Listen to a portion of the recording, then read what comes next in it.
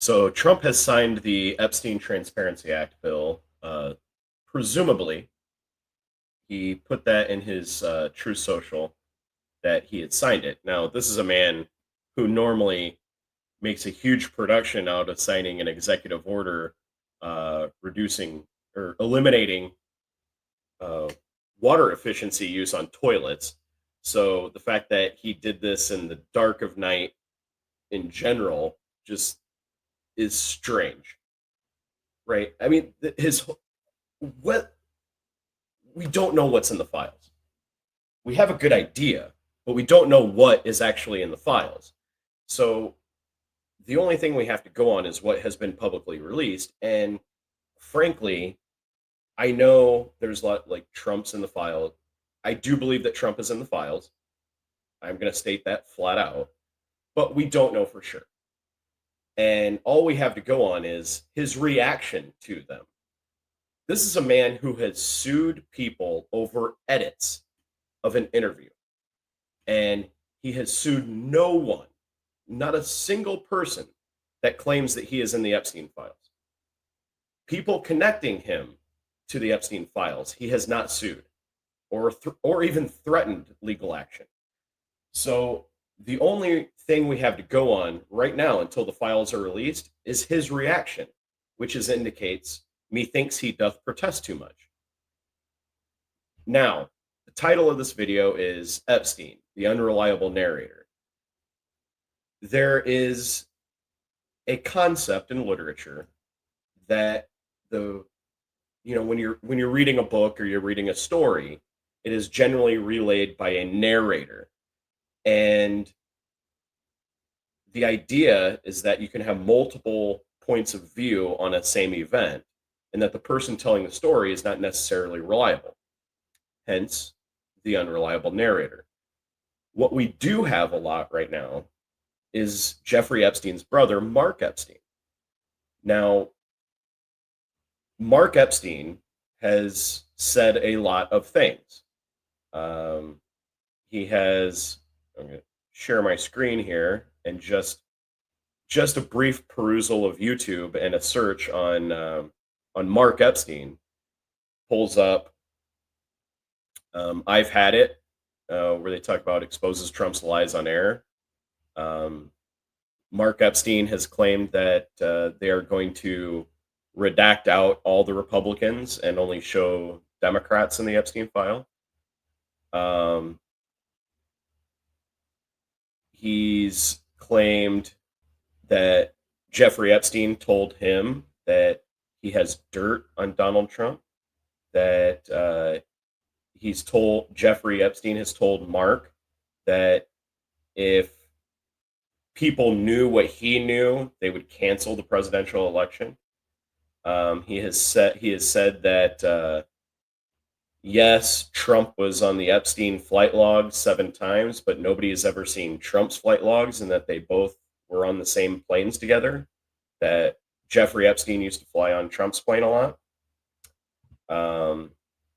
He has claimed in the past that his brother was potentially, well, one, he's flat out said that he does not believe that his brother committed suicide, that Epstein didn't kill himself. I happen to subscribe to that as well. I don't think his brother killed himself. Mark says that basically everybody in charge of that entire episode all reported to Donald Trump, which is true. I mean, that all happened under his watch. I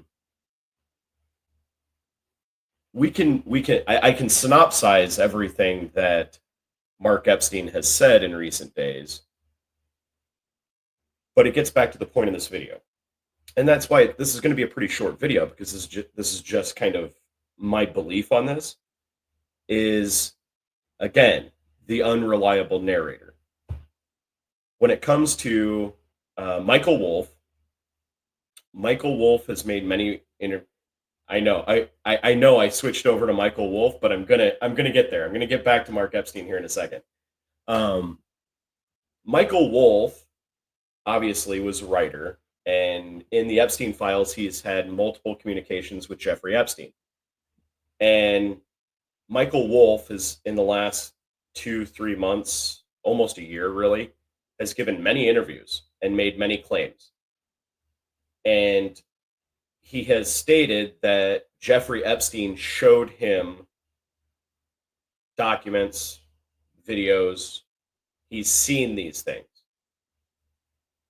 Now, getting back to my point, we only have Michael Wolff's word for it.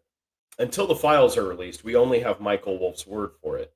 And most of what Michael Wolff says comes from Jeffrey Epstein. Now I'm going to circle back to Mark Epstein.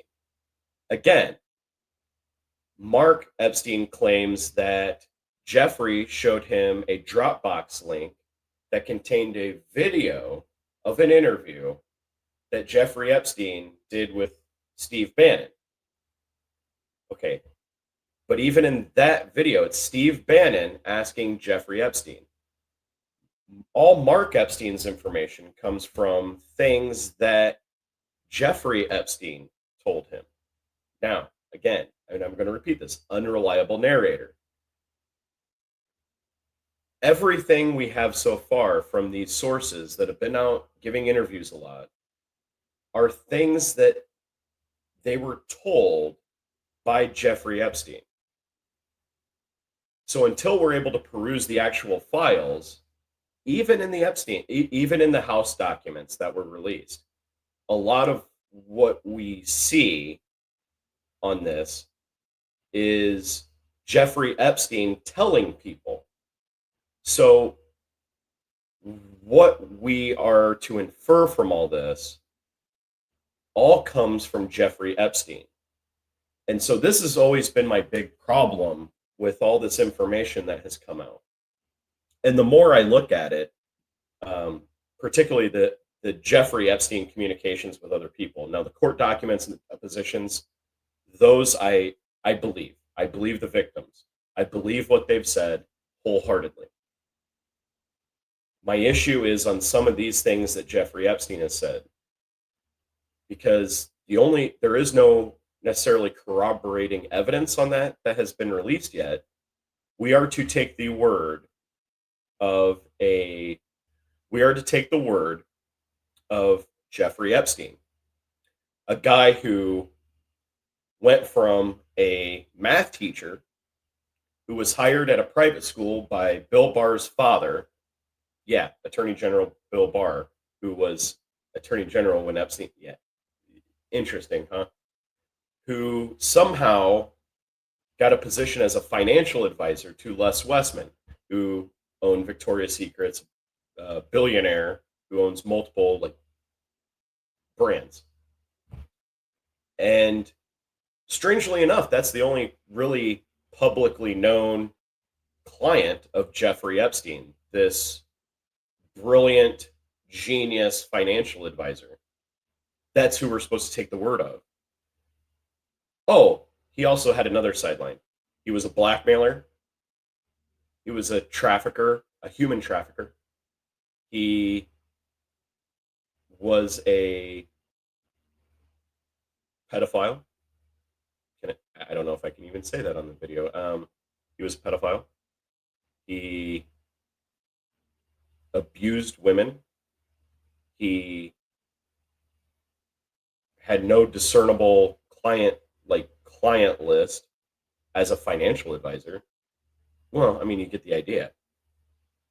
He's not an honest person.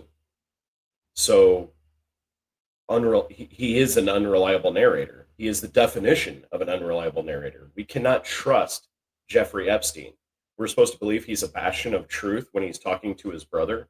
We're supposed to believe he's a bastion of truth when he's talking to the author.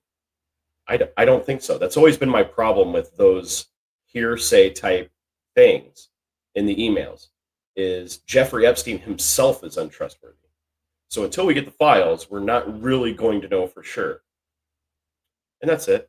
That's all that's really my point in this video, is we're treating what Jeffrey Epstein has told his brother and an author and other people as fact. We're treating what Jeffrey Epstein has told Steve Bannon as fact. And it just might not be the case because, again, the guy is not the most trustworthy person that you could pick. All right. Thanks, YouTube. Have a good night.